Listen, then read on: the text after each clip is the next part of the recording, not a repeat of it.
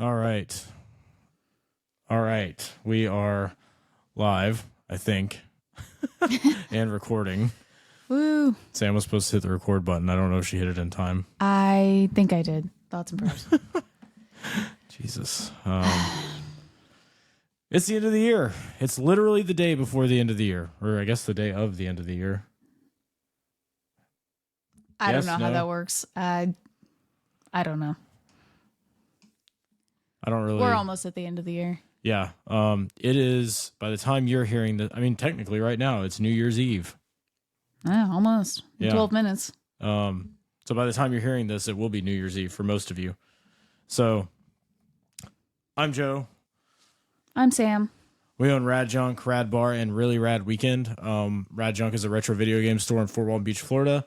Rad Bar is an arcade bar, also in Fort Walton Beach, Florida. And Really Rad Weekend is a retro video game convention, also in Fort Walton Beach, Florida. And this is your was weekly, but the holidays and stuff kind of threw a wrench in that. Weekly podcast where we just talk about stuff going on in our lives. And it's sort of like a therapy session where we can just vent and complain and tell you things we don't like about stuff. And things we do like. Yeah. So it's not all one in here. Here we are. I'm tired. Yeah. Very tired. Usually when we're recording this, it's like midnight, you know, after we've been working and being abused by a 3-year-old all day. Yeah, we have a 3-year-old tyrant. He's a terrorist who he's crazy. I don't know what else to say about that. Yeah, no, he's 3. Anybody who has a 3-year-old can relate. And if you can't, just they're insane. So yeah, it's the end of the year. It's been a long year. We're coming off Christmas right now. It's part of the reason why we're tired. It's been crazy. We had a good Christmas. Yeah. I'd say. Yeah, it was busy, but it was good. You Yeah. know, we had some family in town and also did our normal Christmas stuff with the family that lives here. So that was cool. We had like 4 Christmases. Yeah, we had Radmas. Yeah, at the bar. That one was short. That one was, the quickest and easiest of all the Christmases, I think. Every year with the employees, we all do like a Secret Santa. So that's really fun. And the girls are always putting stuff in we have a bunch of stockings up front for decoration, and the girls always put stuff in it. It's really fun. Yeah, it's a good time. Sam got me a not Raiders. Indiana Jones and the Last Crusade sign. It's kind of like a light box that was used at a rental store. I'm going to hang it up in the background somewhere. This camera angle is temporary. Also, hello to our Twitch chat. Like we said, we're live recording the podcast, so we peek at the chat from time to time. So if we ignore you, I'm sorry, but we'll try to get to any questions that you guys throw in there. But hello all. Hello. Yeah, Sam got me a rad Indiana Jones light box. Got some other stuff. I don't think I got any video game stuff this year. I don't think you did. Yeah, which not is interesting. That never happens. Yeah, weird. Huh. See, and I did get video game stuff. Joe got me a Banjo-Kazooie vinyl and Bomb Funk Cyber Rush physical copy. I almost pulled a Joe. We were at Best Buy, like, I don't know, a week before Christmas. And I was like, you know what? If they have physical copies of this, I'm going to buy it. Joe's like, don't buy anything before Christmas. Yeah, she tried to buy it. He never says that to me. I had ordered it weeks and weeks ago. And I was like, well, they have a PS5 copy. Maybe I'll get that because they were out of Switch copies. And he was like, yeah, maybe you shouldn't, though. I'm like, okay. Yeah. He's like, you should wait for it on the Switch because he bought it for me. Yeah, and then the Banjo-Kazooie vinyl is signed by the composer, which is cool. Yeah, super cool. Yeah, I don't know what else to say about Christmas. Yeah, Christmas is cool. Yeah, it was good. I hope you all had a great Christmas. I'm looking at my show notes on my phone because we're recording on my laptop right now, so we're juggling. It's not fun. Right after Christmas, or I guess maybe right before Christmas, my Analogue Duo came in, which I recorded. I ordered the Analogue Duo a while back, and what the Analogue Duo is an FPGA. Turn your mic that way. An FPGA, sort of like emulation device that plays TurboGrafx and PC Engine games as well as the CD games, and it's rad. But I'll talk more about that when we get to the Q&A section, because there's a question about it where I can go more in depth. And then now we're just going to jump right into the end of the year because it's the end of the year. So this year has been rough. The past few years have been rough. Yeah. This year's been exceptionally rough for a lot of people, but it's had its ups and downs. There's been some good moments and some bad moments. And I'm ready for it to be over. Yeah, I feel that. I keep seeing this meme going around. It's like, yeah, y'all, I don't see anybody saying 2024 is going to be my year. Maybe y'all learned this time. Like, nah, we're gonna keep believing that 2024 is going to be better, right? Yeah, I think we're going to keep believing that, but I don't know if... It's only up from here, right? It should be. It should be. But it's one of those things where it's like every year's it's always going to have its ups and downs. And like sometimes it's just a matter of which ups and downs you want to consider ups and downs. Sure. Sam's just got nothing tonight. Like, yeah, we got to start doing these earlier. I don't know. I mean, I don't know. I think every year's like that. You just got to pick what you're going to focus on. All right, well, how about this? What was your favorite moment at the bar this year? That's tough. We had a lot of good moments at the bar. I think I liked a prom this past year where we made Adam prom king. Oh, God, I barely remember prom. That might have been in my top moments of this year. I don't know. Rad prom is like my favorite thing that we do at the bar. And like, I don't know. It's just really fun. Okay. And everybody's always like, I don't know. I think people don't read the event where we say we're going to crown a prom king and queen. And then we just do that. And people are always like really shocked and surprised about it when they're like, oh my God, I'm prom king and I just won $50. I don't know. Maybe it's more than that. I don't remember, but. I think we do more than that, but I can't remember exactly what. Yeah, I don't know. But it's just always really fun because imagine going to an event and then you're suddenly a prom queen and you had no idea that was going to happen. Yeah, I don't know. I'm trying to lean back because our audio is being weird. We need a new table. If anybody wants to donate to the table fund. The table fund. We need a new table to Bits do the podcast. for tables. Yeah, exactly. Man, I don't even know what my favorite thing at the bar was this year. That I'm thinking about it. Radder Day was a good time. I don't know. Maybe the part where we painted a mural on the side of the wall. Yeah, at I mean the bar. that was a big one. That was a good one for me. Yeah, I like the mural a lot. We've been planning on doing that for a while, so it's a pretty pivotal moment for us. I say pivotal like it was course changing, but I mean that was always the course. I don't know. Prom was good. Halloween was great. I like the Eevee costumes. Oh yeah, That was up there for like top moments for me. Okay. What was your favorite moment at the shop? I don't know, man. That's tough because there were a lot of good moments at the shop too. I mean, what immediately comes to mind was last week when I got that absolutely beautiful NES collection in with the sealed games. That was your top moment? Like, I don't know. Doesn't have to be a trade-in.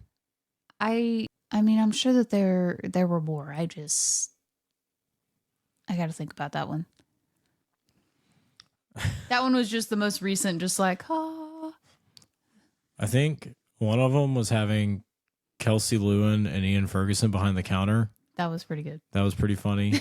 I enjoyed that. Oh, something to that point. So I was talking to my sister and I was like, yeah, Molly's been out of town. I've been at the shop almost every day. I'm just worn out, whatever. And she was like, don't you have more employees? And I was like, what? And she's like, I saw the video with the guy and the girl behind the counter. And I was like, oh God, no. My sister doesn't, she's not in this scene, so she had no idea. But she's like, no, the cute girl and the guy behind the counter. And I was like, oh God, no, I wish they worked at RadJunk. That would be amazing. But no. Yeah, so for those that don't know, we filmed a short where Ian and Kelsey were behind our counter, and I said, oh, our new employees need a lot of training. And, obviously they don't. Yeah, that was a good one. I don't know. I like when me, you, and Molly just have to do anything random. Yeah. Like, I don't know, if we have to make a random trip or we have to didn't something happen where we had to reorganize the store? We did clean out the back room. Which we need to do it again. Yeah. It's not, I don't know if it's quite close the store worthy, but because it's mostly just stuff of yours that you've acquired from Greg at Trade Night. That's a small fraction. That's a bunch of it. No, it's not. I went through it the other day. And broken Xboxes. So many broken Xboxes. My God. Yeah, I don't know what else. I think that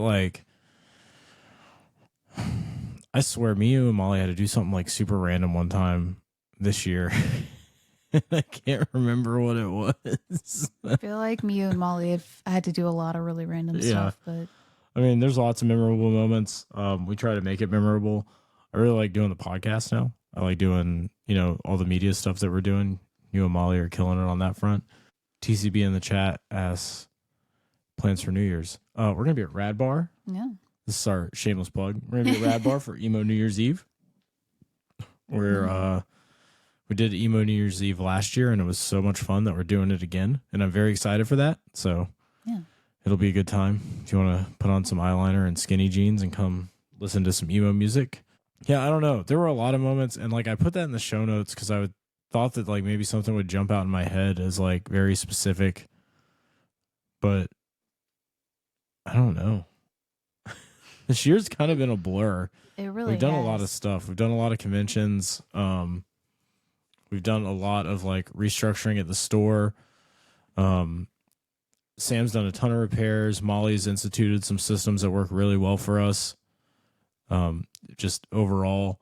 And I think that we're in the right trajectory now to really do the things that we've wanted to do for a long time. And we have a really cohesive team.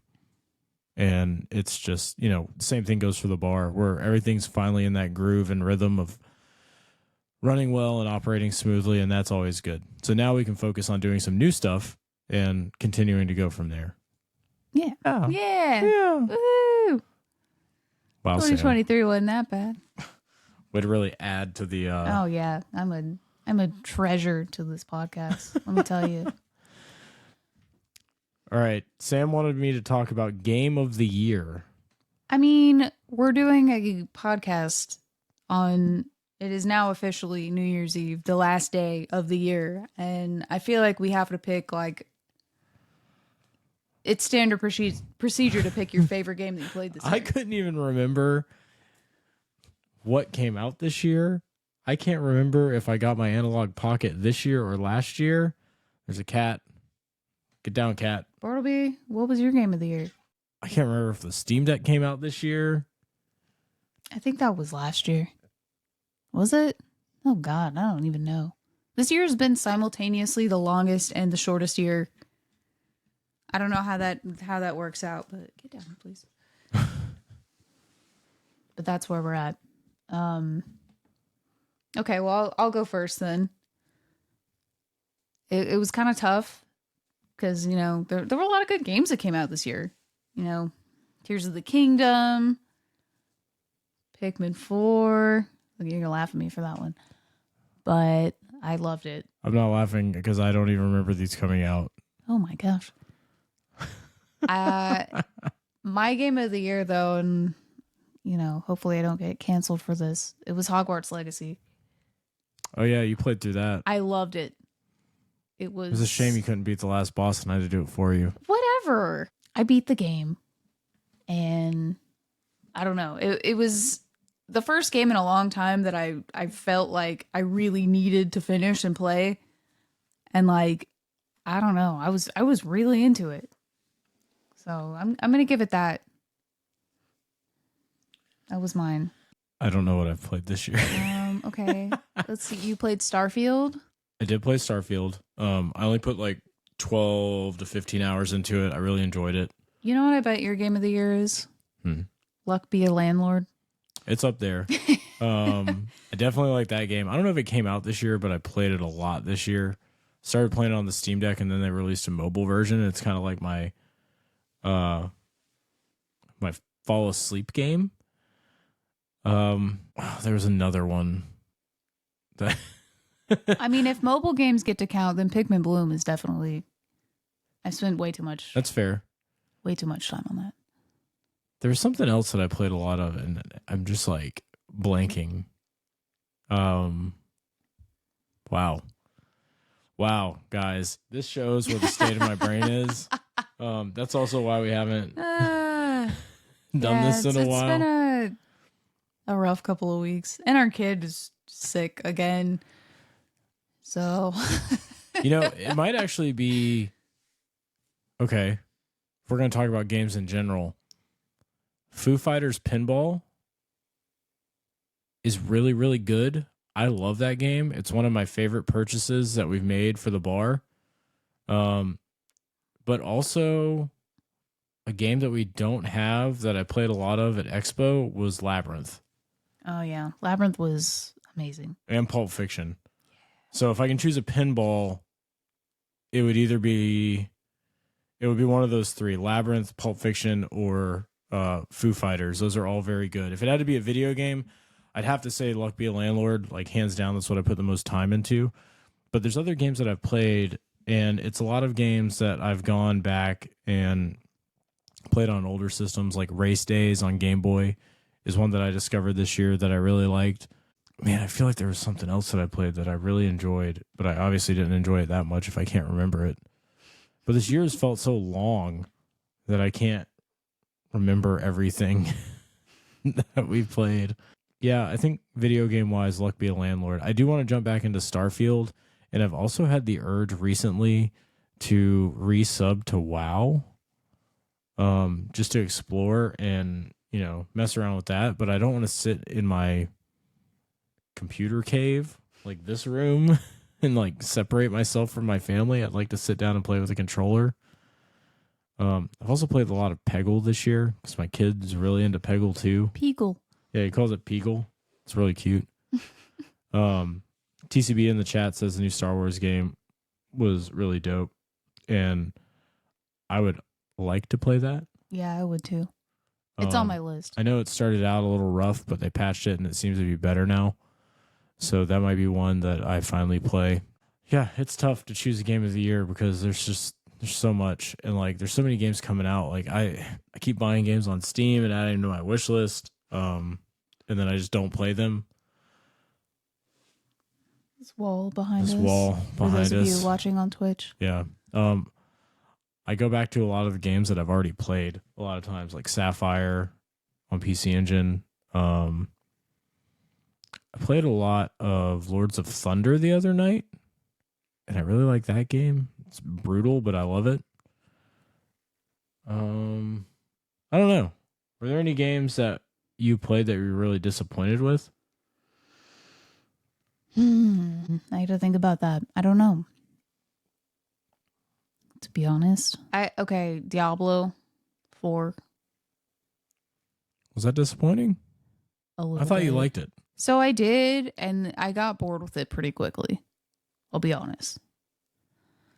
And I don't know. I chose Barbarian because I played Barbarian Diablo 3 and I really liked it. And then in 4, it was just, I don't know. I got to like level 30 and I was like, I just don't want to play with this character anymore. I'm bored. But then I'm going to have to start over if I choose a different type. And I just don't want to do that. So I didn't, and I haven't played it since. That's fair. And Tears of the Kingdom came out at the same time, so I played that instead. Okay.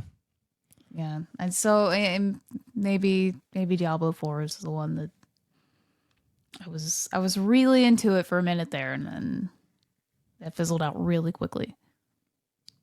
Trying to think if there's anything that I would point out as like a game that disappointed me, and I can't remember. My brain is going like, this is it. This is the end. No, that's okay. I can remember like 4 games that I played this year, and I played more than that, but there's Weird. just like the big ones that stand out. Yeah, I don't know. I don't know, man. Yeah, all right. Next topic. I'll play some more games soon. I will.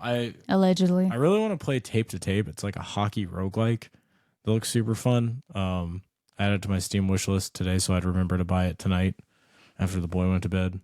It's only like $15, but it looks neat. And then I got it's like Death to Dead or something like that, another roguelike. It's got some puzzle elements, it looks like. So I'll play some more games and we'll get back on that stuff soon. Let's see. What else have we got in our notes? Here's a good one. What's your beer of the year that we've had at the bar? Huh. That's a tough one. Did Cherry Fandango come out this year? Was that this year or last year? I think that was this year. Because It might have been tail end of last year, but it was... if that one came out this year, then that's the one.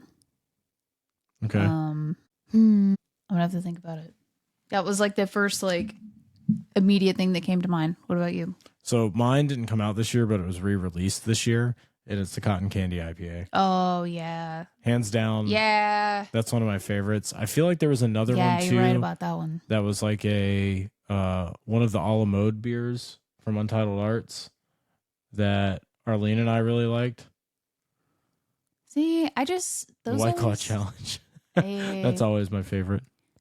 The Untitled Art stouts are just always way too sweet for me. I just end up not loving them. But the sour, they had a cherry pie one that was really good. I'm just Maybe really, that's what I'm thinking of.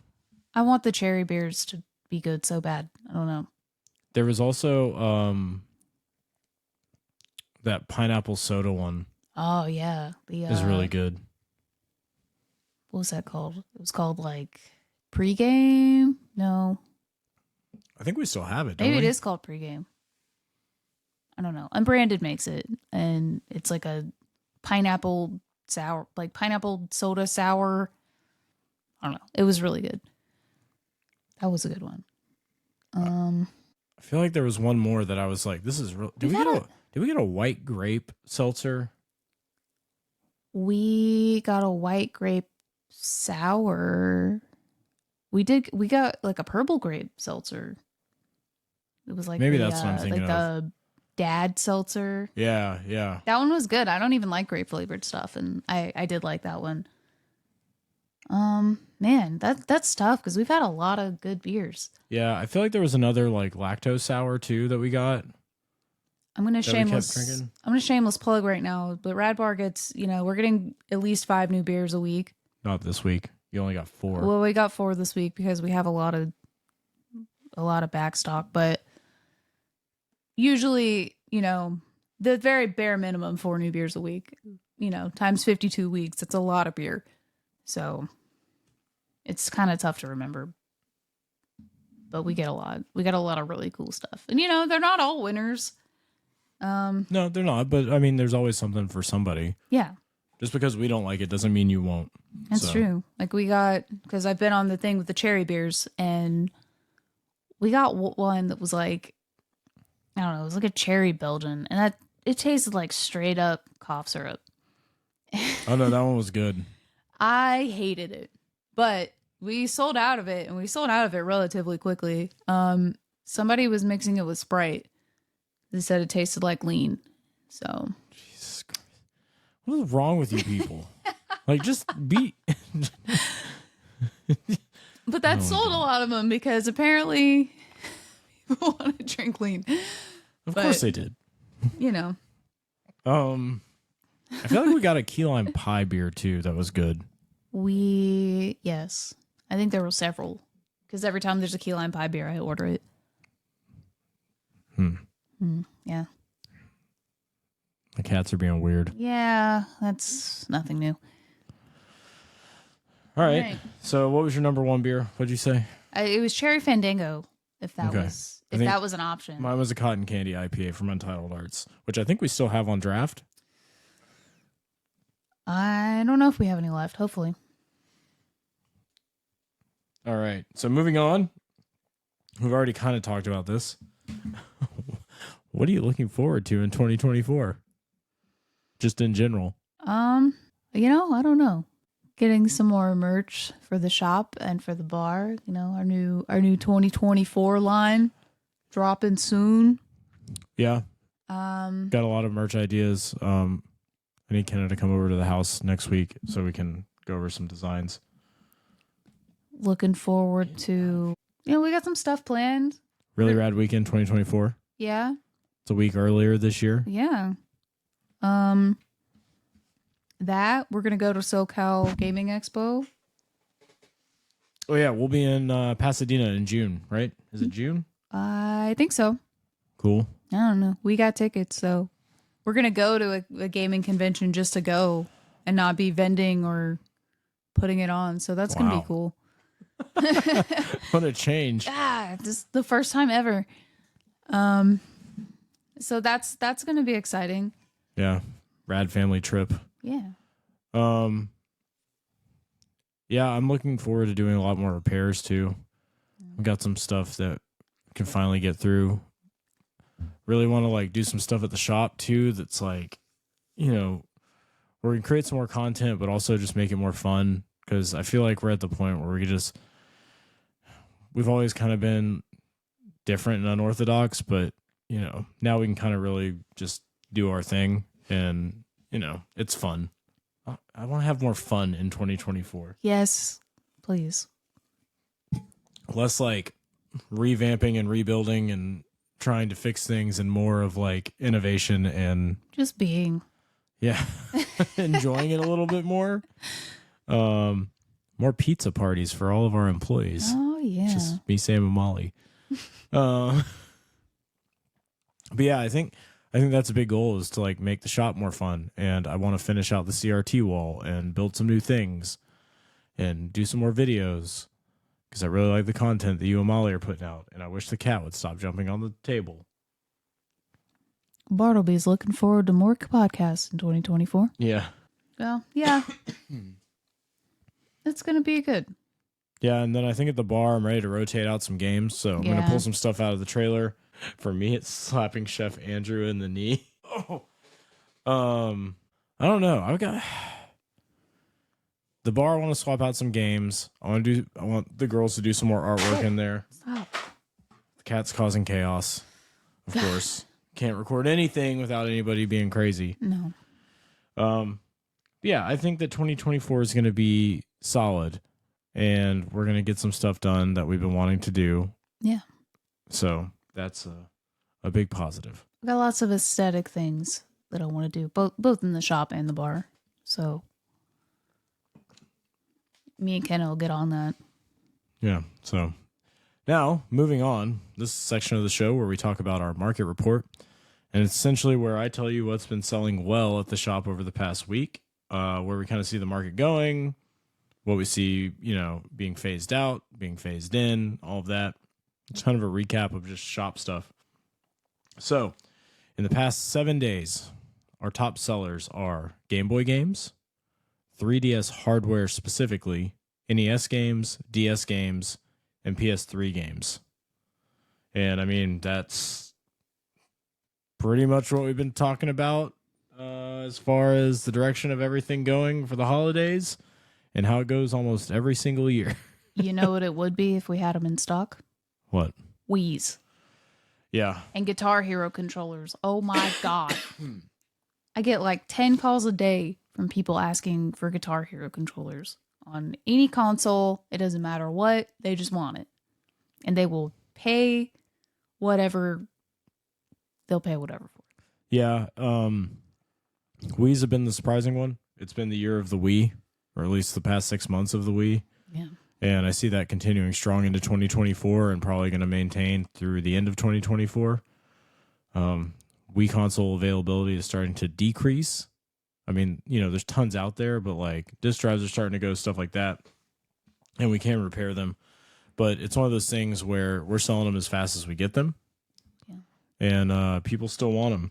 Well, good. It's odd because, I don't know, Wii's like, they've always sold decently well just because people always want them. But we were taking them in way more frequently than we were selling them. So, I had a shelf of them in the back, and 3 days before Christmas, we were just completely out. And I had people constantly, every day, probably 5-6 people a day asking me for Wii's. So if we had Wii's, that would have been at the top of the report. Yeah, I think so too. And obviously Guitar Hero stuff, I mean, that's just been popular for the past couple of years. It's hard to find. Maybe that's one thing I'll do in 2024 is figure out how to repair Guitar Hero controllers. Yeah, we got a bin of them. Yeah, so I'll get to work on that. But outside of that, everything else is pretty much in line with every other Christmas. People always want handheld gifts, and then NES because it's the nostalgic look of the cartridge, to be honest. Like, it doesn't matter if they're going to play it or not. They want that on the shelf. Yeah, we sell plenty of NES games throughout the year, but consoles are, not that we don't sell them, but they're not like flying off the shelves any other time of year except Christmas. Like, I'm out of NESs too, which is another thing that I had, a shelf full of. But Christmas time, I swear, people want them. Yeah, like buying them for their dads and stuff. And I didn't pull a year-over-year report yet for this month, but sales numbers seem to be up or on par with last year. So it's been busy. Yeah, it's been super busy. And then it's continued to be busy even after Christmas because now people have Christmas money. Yep. They want to get stuff, or they got a console for Christmas, so they want to buy games and accessories. And that's just a trend that we see every single year. And, it's good to see that it's still strong. And that'll continue through tax time. And then, we'll have the summer lull and then right back at it. So also, maybe related, maybe not. Everybody likes to talk about like the fall of GameStop and how nobody goes to GameStop anymore and GameStop is about to go out of business, whatever. I have had so many people in the past. I mean, we always get referrals from GameStop, but like in the past 2 weeks, it has been just an insane amount of people. And we've gotten a ton of new people in, and like half of them I think came from GameStop. Yeah. It's a lot of people. Funny enough, the next little note that I had in our show notes was tons of new customers. And when I say tons of new customers, I mean an ungodly amount of new people that not just from GameStop referrals, but just in general. And it's wild. I think I saw 1 or 2 repeat customers yesterday and I was slammed. So it was crazy. And it's good to see that because there's a lot of people that I talked to that were like, oh yeah, I'm just getting into it. And it was all people that were collecting for like Xbox or PS2 and stuff like that. So it definitely shows the shift as well from console to console and generation to generation as far as what people collect. Yeah. And I think that, I don't know, every couple of years there's like a cycle, of people, there's a lot of people in it for the long haul. I mean, we're some of those people, but there's a lot of people that, they're in it for 2 or 3 years and then they kind of get rid of everything and then they move on to something else. And then, we get a whole new round of new collectors and new, people who were just getting into it. And I think we're at that period of the cycle of the turnover. Yeah. I could see that. Because I'm seeing a lot of new faces and a lot less of my regulars lately. And maybe it's because it's the holiday season, but it is part of it. I don't know. And we're starting to see the military turnover where we're about to get new people. Yep. People are leaving and we've got new people coming in, which is good. and it's so many new people. So many, which is good. I'm glad. I'm telling you, the amount of people this week alone that have been like, yeah, no, GameStop sent me over because I went there looking for a PlayStation 2 AV cable. Or Hey, something. did you know that trade night's next week? Oh yeah, that was next Yeah, week. you forgot, didn't you? You didn't make the event. No, I didn't. Trade night's next week, so that'll be good. Yeah. Well, no, I think Molly. No, maybe she didn't. I don't know. Molly's been making the event, so I didn't do it. But yeah, that pretty much wraps up the shop section. I mean, there's not much we can say other than it's just been busy. Yeah. I mean, that's kind of why we're destroyed a little bit. Yeah. Molly's out on vacay, which is fine. But, at the same time, it would have been busy regardless if she was gone or not. Yeah. It's just, holy crap, this season is, it's been a lot of people, interestingly enough, that come into the store and they don't necessarily know what they want. And I don't mean that as in they are just window shopping or being indecisive. It's like they just know they want retro games. And they want you to walk them through what they're going to buy. Which is fine. No, it's not a bad thing because, we're in this because we love games and we love helping people, but when you're the only person in the store and there's 20 other people in the store who also want you to sell them everything, it is tough. Well, the interesting thing about that is what I was trying to bring up is that people just know that they want to be in the hobby, but they don't know where they want to start. Sure. And it used to be clearly defined where like people would want to start with what they had as kids or what they didn't have as kids and then go from there and build that collection. Now it's just like, hey, I sucked up this knowledge on YouTube and I just know that I want to get into it. What's the best place to start? And there's lots of good options right now. Yeah. I know we've talked about it on previous episodes, but like the Xbox is a good place to start. Gameboy is always a great place to start, especially if you don't mind going through some of the more obscure stuff. Things like that. So it's cool to see people getting into it that are excited, that don't know exactly, they aren't grounded or super fans in any single area. So it's not like a bunch of Sega people or just Nintendo people. It's just people in general that want to play. Yeah. So that's really cool. But let's get into our Q&A for a little bit. Trying to hit the 1 hour mark on this episode. We're tired. I think we'll be able to do it. Yeah.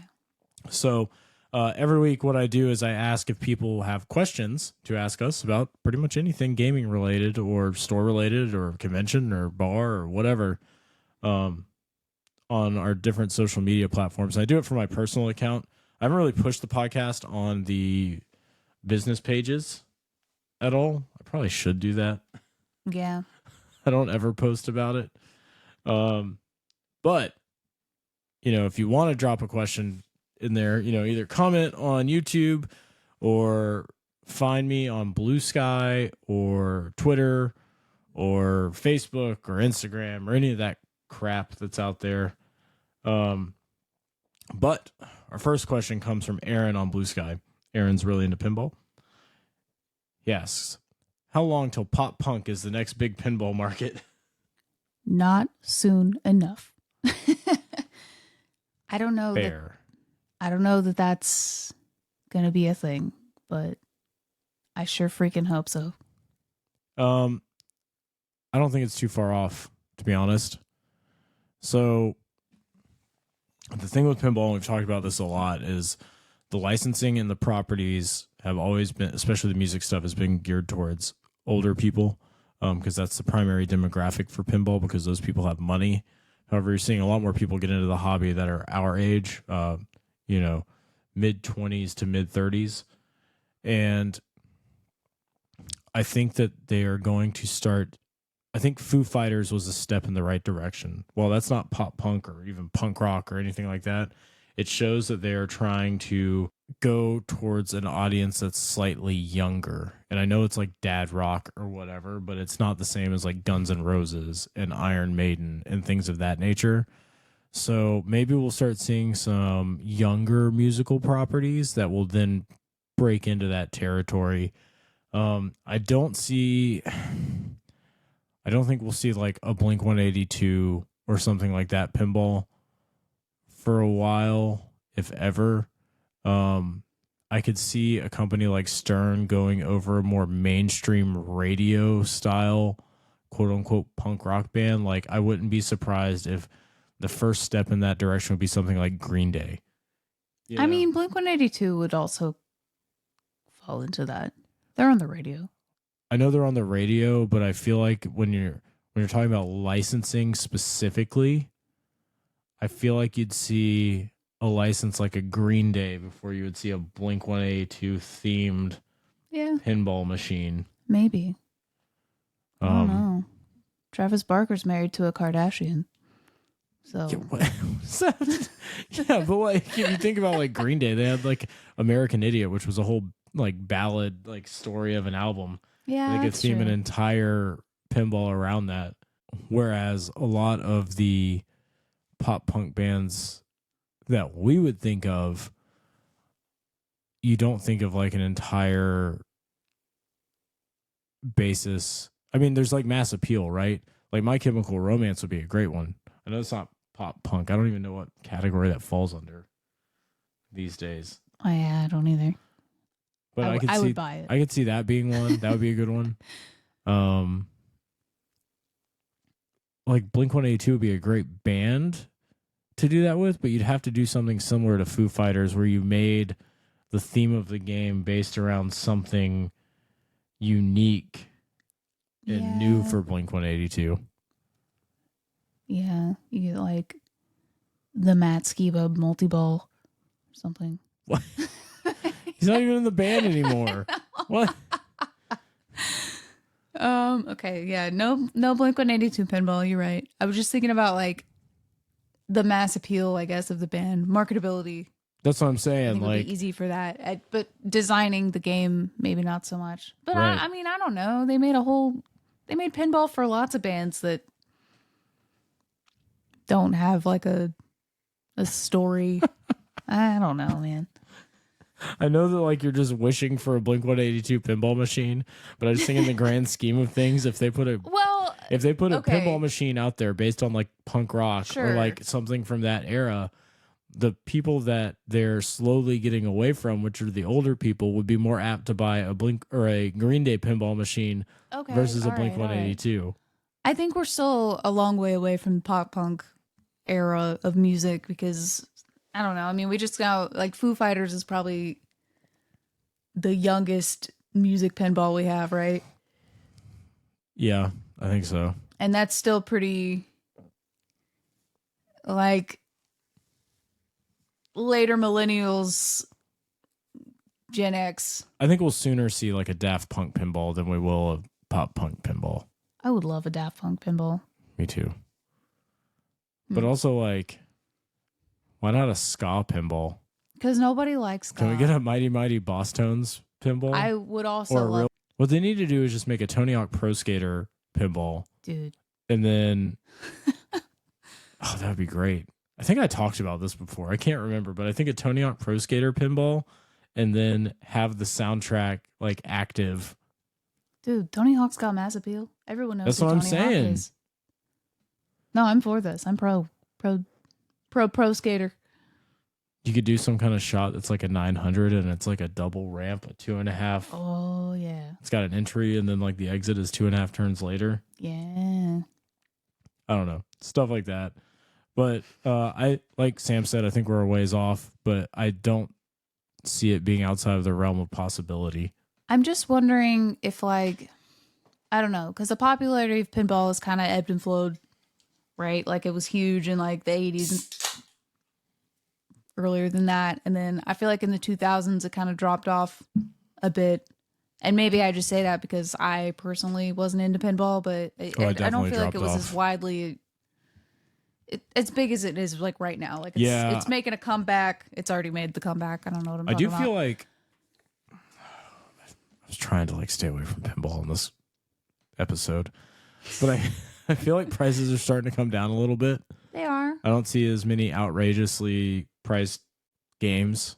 Sure. At this point, there's There's a few that still hold, like Jersey Jack Pirates and some other stuff, but I don't know. I guess the point that I was trying to make was like 10 years ago, there wasn't pinball in every single bar, right? And now we're at a point where, I don't know, 60% of the bars and places that you're going to have at least one pinball machine. And in 10 years, when you haven't seen that since the 80s and early 90s. So in 10 more years, when it's, you know, the people our age are then older with the pinball money, and it's time to have pop punk pinball machines, is it going to still be as relevant? You know? Yeah. I don't know. We'll see. And, you know, in past episodes, I think like 2 or 3 episodes ago, we talked about like dream pinball machines or like properties that would be good to make new pinballs. Talked a lot about things that would appeal to the younger generation, like Nicktoons and just a 90s themed one. Taylor Swift pinball. Stop. Jesus. I mean, fine. Okay, moving on. No more pinball. The next question comes from Nate. Nate asks, now that you have a bit of hands-on with the Analogue Duo, what's your initial take? Also, are we going to see maybe content that deep dives into it? So, as far as the content goes, I'll probably do a little bit, especially if we start streaming again. I might do like a top 10 TurboGrafx and PC Engine games from my perspective, because I really like that console and that hardware. I think that talking about the Analogue Duo, so I got it. I opened it up. It was nice packaging as always. This is going to be like my quick overview of the hardware. It's I got the white PC Engine variant, so mine got here like a week later than everybody else's. And upon initial opening, it's smaller than I thought it would be. It's a nice piece of hardware. It took a minute to set up because it doesn't come with a controller. And instead of using my wired PC Engine controllers, I bought the 8-bit Do TurboGrafx controller like months and months and months ago. I think the same day I pre-ordered the Analogue, actually. And that had a couple hurdles as far as like having to do some forced firmware updates to make it directly compatible with the Duo. And then to enable scan lines and certain features, you had to have an SD card in the Duo, which also had a firmware update I had to do, which doing the firmware updates wasn't hard. It was just one of those things where it was like, oh, okay, I did this one thing, and now I got to do another thing. Whatever, you move on. But once I got everything hooked up, I hooked it up to the big TV in our living room, which is an 86-inch LG. It's 4K, 120, whatever. And it looked great. I played Sapphire right off the rip. Played it fine. CD drive was a little noisy when it was like sucking in the disc because it's slot load, not a tray. And then it looked gorgeous. I enabled scan lines, which was great. The whole thing just, it performed well. My cat is in front of the camera right now. Come on, kitty. Get down. Come on. But the gameplay was fine. I experienced no lag and no audio issues. I know some other people in like the groups have reported some things like that. I didn't get any of that. Scan lines, the artificial scan lines, like there's a Sony Trinitron filter and it looks so good. Like I usually hate artificial scan lines, but this looks a little more quote unquote organic. And after that, I put in Lords of Thunder, which also played great. However, I discovered during Lords of Thunder that in the current firmware for the Duo, there are no save states. So you can't save on the fly with like a virtual save state and then reload as of yet, but that's coming in a firmware update, which Analogue has been pretty decent about that with like the Pocket and stuff like that. Speaking of which, Pocket Firmware 2.0 came out the other day, I think on Christmas, and I have yet to load that. But Lords of Thunder, play great. That's also a CD game. And then I switched to some card games. And I can't remember what I played on card. I know it was another shooter. But card performance was fine. Both American and Japanese. Overall, no issues. I really like the unit. It gives me a good, easy way to play my games. I have a pretty large library of TurboGrafx and PC Engine, and so I'm happy to have a new piece of hardware that is reliable to play them on.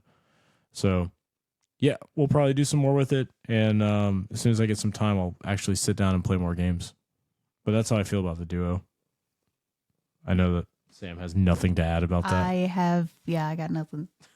Looks neat. It's a I nice watched him piece of play hardware. Lords of Thunder, and it looked great. Yeah, I don't know. It's a Choaniki machine. It is a Choaniki. I did play Choaniki, and I keep forgetting about how brutal that game is. All right. Next question comes from Ryan. Do you buy Pokemon cards? What is your feeling on Pokemon card collecting / MTG / cards as a collecting hobby in general? RadJunk does not sell Pokemon cards. Pokemon. Somebody called earlier this week looking for Pokemon cards. So for all of your card needs, we refer you to Charles if you're looking for Pokemon specifically. Pokemon. Outside of that, TBS is our local card shop that's been around for forever, but Charles is our go-to when it comes to ripping packs. I don't see anything wrong with card collecting. It's just like any other collecting hobby where everybody does their own thing. It is funny how bad people fiend for them.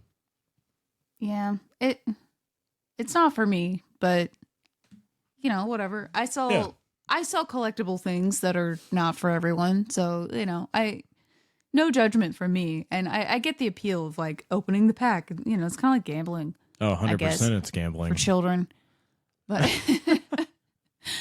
child gambling. But I don't know. It doesn't do it for me, to be honest.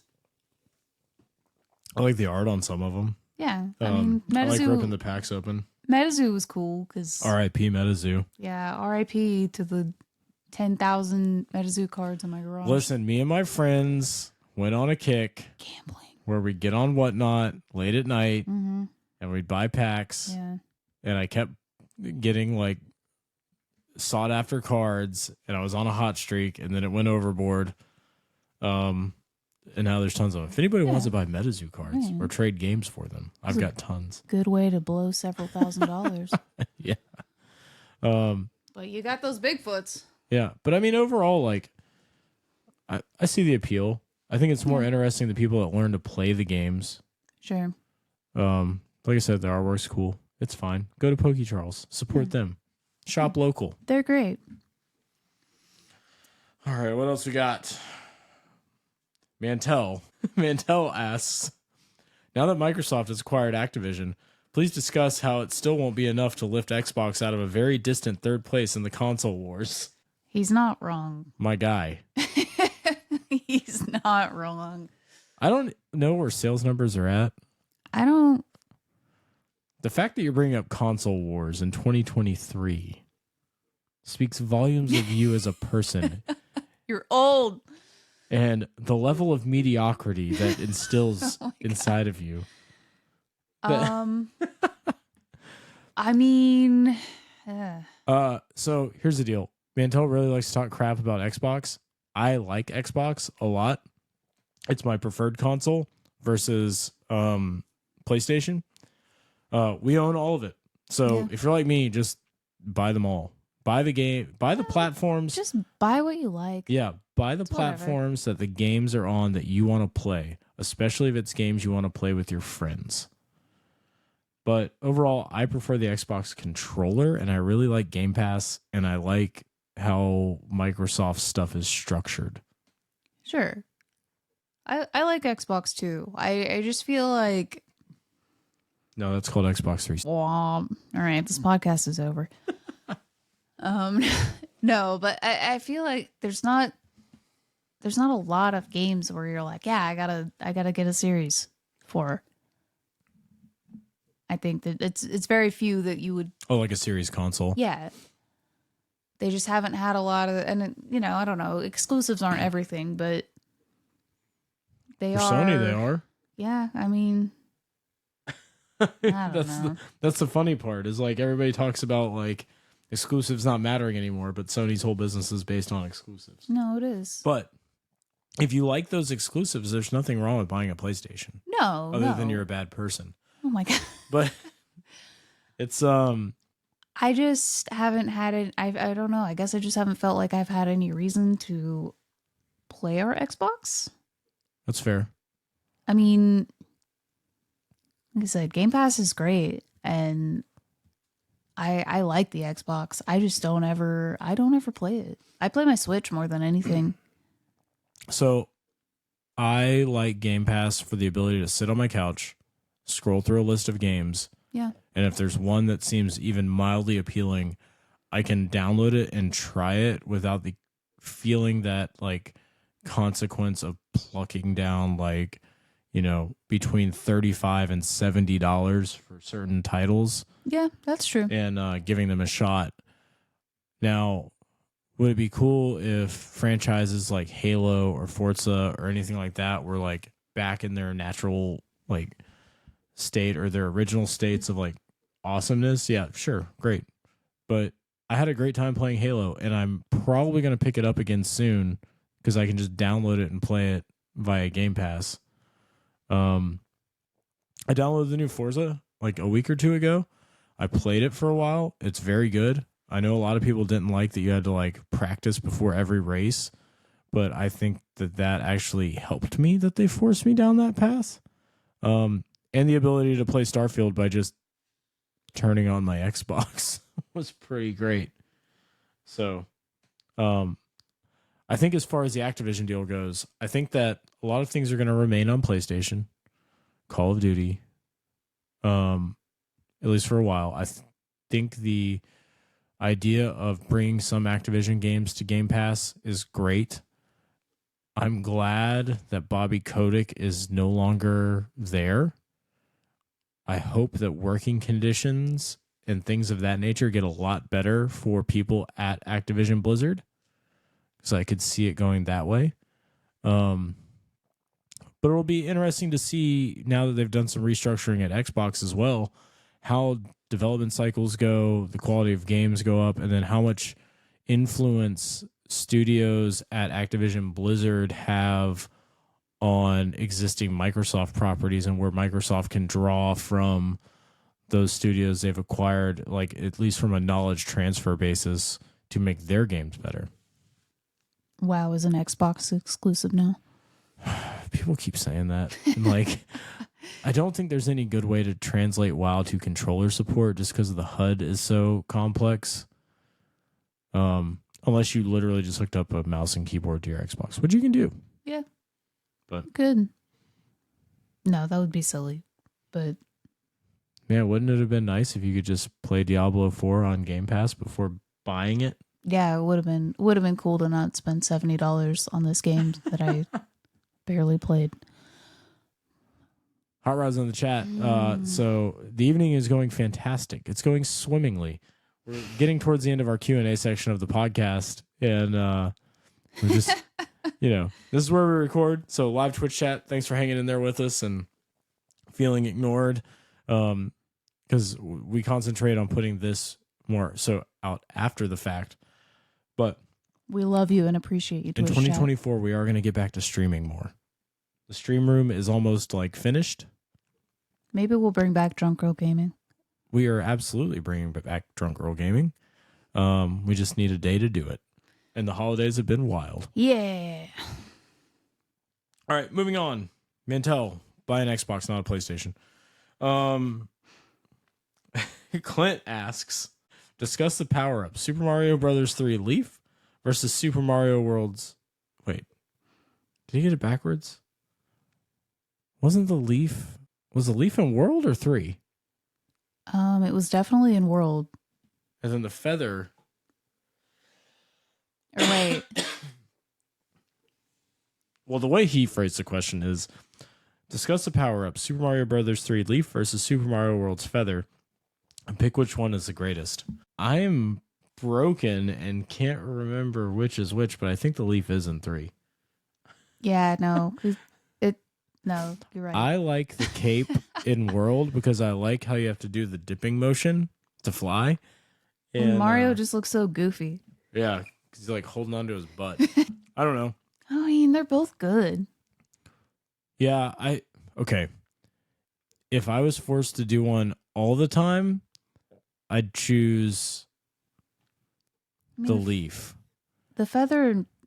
If I had to do one just for fun and like a couple times, I like the cape and World, so the feather. But if we're talking about the ultimate Mario power, like nothing beats the fire flower at all. I would agree with that. I would rather have the fire flower than the stupid invincible star. Plus, watching Mario change colors in the first one, like when you're a kid and you haven't gotten the fire flower yet, it's pretty rad. What other power-ups? The boot. I only want to be in the boot in Super Mario 3. I'm so tired and dead inside that I can't think of Mario power-ups, even though I've played Mario World like 8,000 times in my life. You got nothing? Sam chooses the death mushroom. The star. I can just run.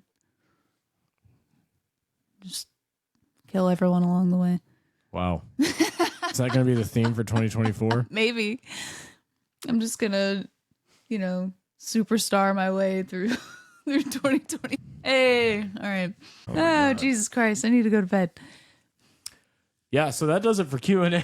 Thanks for the questions. As always, if you want to ask a question, find us on the social medias and ask your question. And then we'll try to...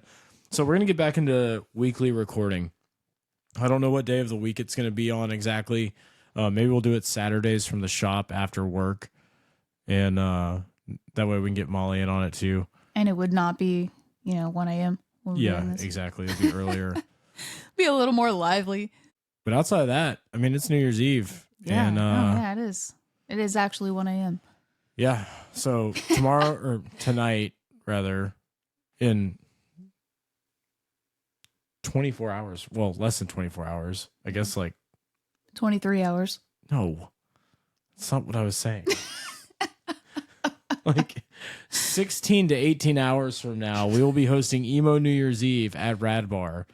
So put on your skinny jeans and come listen to some rad music. We're going to cry our way into 2024. I do want to give some shout outs this year to like rad things that you should follow in 2024. First one is Extra Napkins. Ian and John put on a great podcast. I listened to it religiously. They were guests at Really Rad Weekend. They talk about food, and it's great. Shout out to Wyatt's Wicked Goods, the greatest cookie in America, maybe the world. It's America's cookie. It'll be the greatest cookie in the world when he makes the chili crisp cookie. I am ready. It's going to be the rad cookie. It's so good. And you can order cookies. They'll ship everywhere. I think he's taking a break until the 1st of January or the beginning of January. I want to give a shout out to our staff. The girls at the bar have been crushing it, and they always do a great job. So, Neen, Jess, Meg, Ken, you guys. That's all. Okay. Oh, wait, who am I forgetting? Thank you so much for bearing with us. Employee of the year is Mollusk. Even though she left us for 2 weeks. Maybe Molly's employee of a lifetime. No, but seriously, Molly is like the real MVP of the shop. She's the glue. She keeps it running. So it's been a really, I'm not going to say it's been a great 2023, but we made the best of it, best as we could. And there's been some ups and downs, but we're here. Really Rad Weekend was good. It'll be better next year. Continuing to get better in every way. We're bringing streaming back in 2024. A lot more projects, a lot more videos. So if you haven't subscribed to our YouTube channel, shameless plug, youtube.com/RadJunk, where you can check out our shorts and our long form content. There's a video of Sam going over some sealed stuff on there right now. And then I have some 5 picks on the NES that are pretty near and dear to my heart. We got some new videos that I plan on shooting this week, I believe, to get some content going. And anybody else that's helped out, thank you very much. Do you have anything you want to plug? I think you about got it covered. I don't think I can really add much to that. You don't watch any YouTube channels or listen to any podcasts? I mean, Extra Napkins is about it. Do you even listen to our own podcast? No. Does anybody listen to this? Don't answer that. If you do, hit the subscribe button or whatever it is on your favorite platform. Ham horn. I mean, what's a ham horn? Do you know what a ham horn is? You on the right input? The what? You on the right input this time for ham horn? Yes, I am. Not changing voices. Anyway, everybody have a happy and safe new year. I hope you had a Merry Christmas, and we will see you in 2024, which is only 24 hours away. It's 23 hours away. Shit. If you're in town, come hang out at Rad Bar. Do emo stuff with us. Twitch chat. Thank you so much, TCB and Hot Rod. Hot Rod, I know you came in at the end. We will be back. Hopefully next week. See you there. And shop at RadJunk. Play games at Rad Bar. Support Really Rad Weekend. Subscribe to the YouTube. Follow us on all the stuff. And stay rad. Happy New Year. I'm trying to end it. It's not over. Can't find my mouse. Oh God.